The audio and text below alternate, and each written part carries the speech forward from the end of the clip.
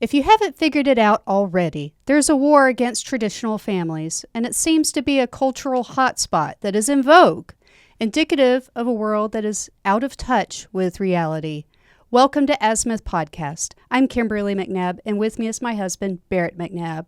So we have What is a Woman, the Vermont Department of Health telling parents to not refer to their sons and daughters as sons and daughters, the attacks on the family. I mean, there are thruples out there. There are states like Minnesota and California that will take your children away from you if you don't agree to trans them. I mean, we really need to stay in touch with reality, and the best sources for that are religion and family. Yeah, I couldn't agree more, Kimberly. I mean, go ahead, and we have a couple of links that we'll put up there for videos that we've made about the Vermont saying that you needed to replace son and daughter with child or kid in order to make sure that you don't offend anybody, and also, you know, the ridiculous other changes that we're recommending to just kind of water down the family unit, right? And with this watering down and this just culture of tearing down the traditional family unit it's just what's hot right now. I mean, watering down reality. Watering down reality. I mean, you have Hillary Clinton, famously saying it takes a village to raise a child. I mean, ultimately, the Democrats want to just kill the family unit and become part of the hive mind. The collective, as the Marxists like to say. Yeah, exactly. So I mean, you know, when you talk about Elon Musk, he calls it the woke hive mind virus, and that is just really what it is to eliminate the ability for parents to have an impact on their child's life, which is their job. Mm-hmm. That's your job. I mean, should be the touchstone of reality. Exactly. I mean, whenever you hear people say that parents raise children, I usually will correct them and say parents don't raise children. Parents raise adults. Mm-hmm. That's what it is. You raise your child to become a proper member of society and an adult with values and morals and hard work and strength and perseverance and really resilience and get those people to be active, productive members in society. Well, we need to understand that attacks on reality have been going on for a long time, not just the recent What's a Woman and don't call your son or daughter a daughter. Right. We came across this article in the National Review, and basically it's if you read to your kids, you're unfairly disadvantaging others. Right? I mean, give me a break. If you read to your kids, it's not fair to other kids. First of all, I wouldn't have survived my second pregnancy because our son was about a year and a half and very active. Right. And our second child did not let me sleep at all during my pregnancy. So all that I had the energy to do with our older child was just read. Right. All day long. Yeah. I mean, Adam Swift of the University of Warwick in England, here we go again, England, right? Does admit that it's in the child's interest to be parented. However, he's flirted with abolishing the family to solve social justice problems. I just want to make sure that you understand. Again, this is a leftist saying that we need to abolish the family in order to solve social justice. Right. Most of our social justice problems stem from not having a family unit. I completely agree. I mean, I would say the uptick of just about every bit of crime is the breakdown of the family unit and the fact that there are so many fatherless children and family units. The family holds you accountable. I remember during the BLM riots, there was the mom that emerged from the crowd. It's like cars on top of each other, and she finds her son. She starts hitting him out in public. I'm like, yes, get him. Exactly. I mean, we did a whole video on fatherlessness and the effect it has on children, and we'll put a link to it up here as well. But I mean, even President Obama said the number one issue confronting black youth was a lack of a father in the household. Yet when Larry Elder says it, he's the black face of white supremacy. Right. So, I mean, go figure. but again, he's gone to say parents who read to their kids should be thinking about how they're unfairly disadvantaging other people's children. So, if so you should punish your children because other people don't parent their children. Make that make sense. Right. I mean, reading to your child has been a public service announcement since I can remember. I remember even on PBS television commercials that say the number one thing that a parent should do is read to their child.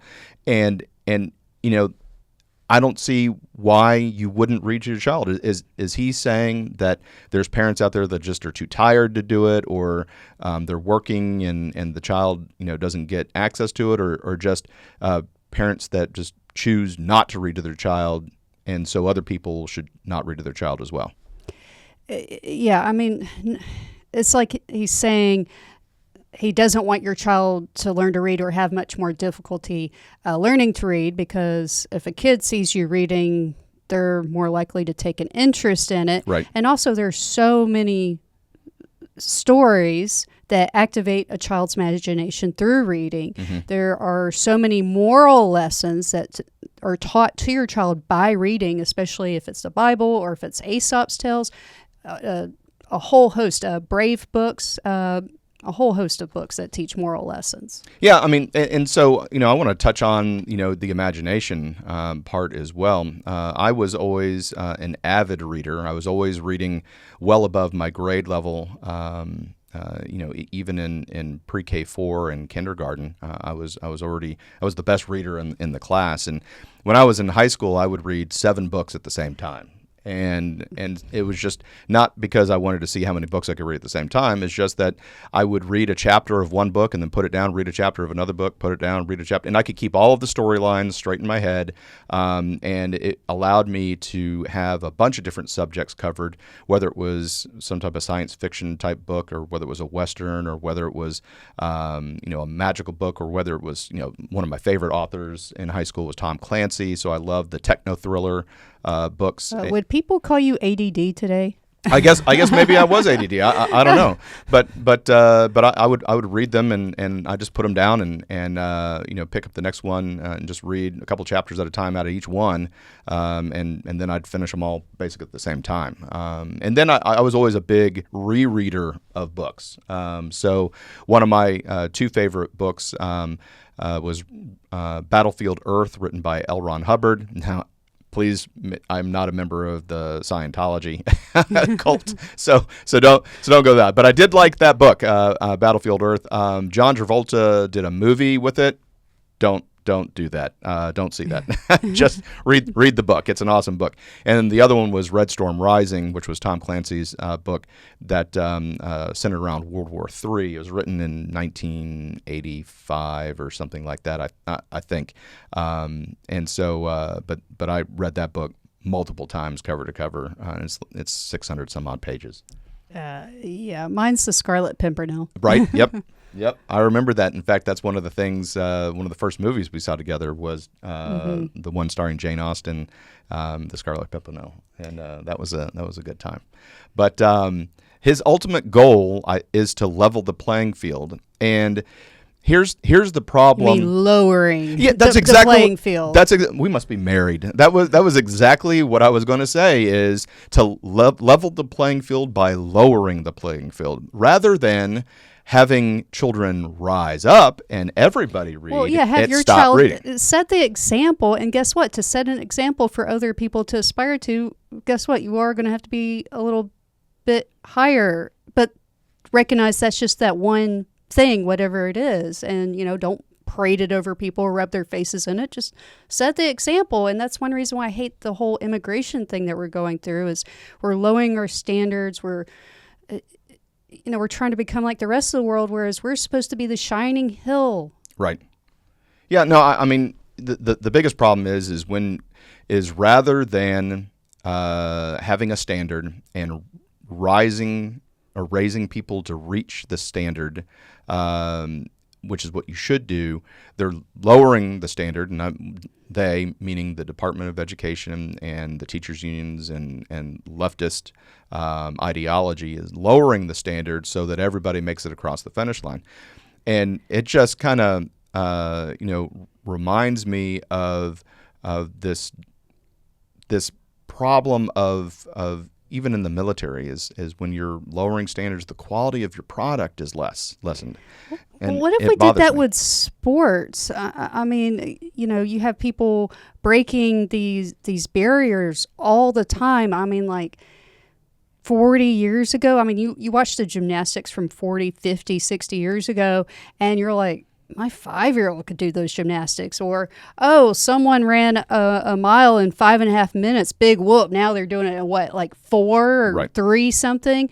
It's just once someone breaks that barrier, then other people think it is humanly possible. And so you need to raise the standard, not level the playing field, or else you're going to have me running in the Olympics. Yeah. Well, good luck with that. I mean, imagine that. Imagine, the Olympic sport, and, in unity and in fairness, that in the 100-meter dash, the starting gun goes off, and then everybody walks at the same pace. If somebody starts to take a step back, they step forward ahead of somebody else. They gently get pushed back into line, and then everybody crosses the line at the same time. Who's going to show up to watch? Simone Biles.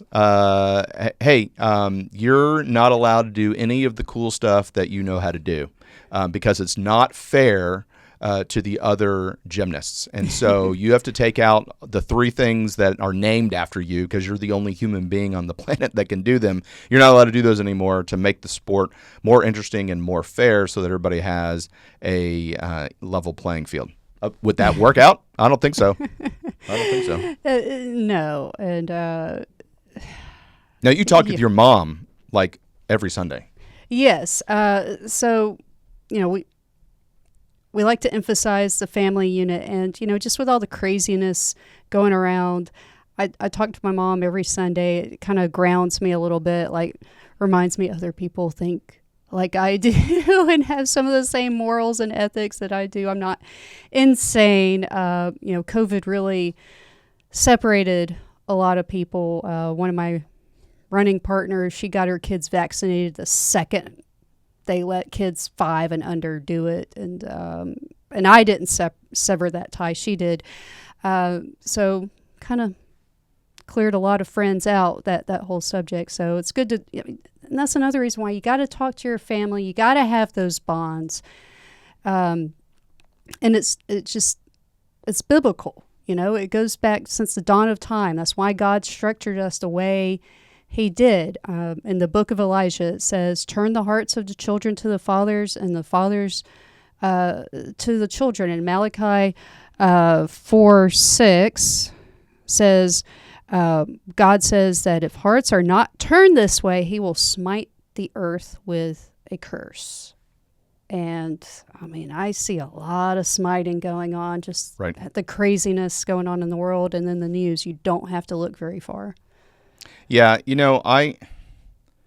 I see, when people talk about this uptick in gun violence and crime and what is it that has changed? And the left will say because there's more guns. Too many guns. We don't have enough gun laws. Of course, the person that made the latest assassination attempt on Trump was not supposed to have a gun. Right. So here all the gun laws worked really well. This is the problem that the left fails to understand. Criminals commit crime because they don't follow the law, right? So if you make a law, the criminals are not going to follow it anyway. Yeah, cocaine's illegal too. Yeah, exactly. So to have the family unit lead humans into selflessness and concern for future generations is really such a big problem. And I would say that it's the breakdown of the family unit or the attempted breakdown of the family unit. And church. And church when we don't the failure. Have a sense of obligation towards other people, we're just going to think about ourselves, and a society that leans to the self, to the individual, it develops chaos and a Right. win-lose mentality of I want more than you and I'm going to take this, and no society can thrive that way. No, they certainly can't. So we wanted to make sure that we were able to bring you this this culture hot flash of being that if you're reading to your children, then you are somehow just remembering to disadvantage all of the other people. So shame on you. Well, you know what? You're your child's parent. You're not other people's children. Every time someone in our kids' class gets something or says something that their parents let them do or don't do, I say, well, you know what? You're my child. God put me in charge of you. Right. It's not my job to parent other people's children. God told me to parent you. But I highly encourage, rather than everybody not get read to, I highly encourage you to read to your child more. And that will set them up for future academic success more than any other thing.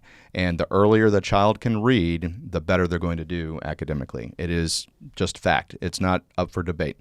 And so by waiting until they're in first grade or second grade or third grade to read, it's going to be hard. It's going to be hard. It really is.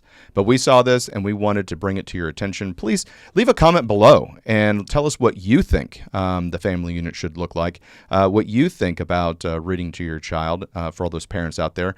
I mean, there's people that don't have children. That's absolutely fine. So we want to hear from your comments as well. But thank you for tuning in to Azimuth Podcast, and please stay tuned after these messages. Hi, everyone. Thank you for listening. If you enjoy our show with all the stories we share, we would love your support. And it's as easy as clicking that subscribe or follow button. This will ensure you never miss an episode and keeps us bringing you these important stories. Your support makes a huge difference. Thank you so much for being part of our podcast family. Thanks, and keep tuning in.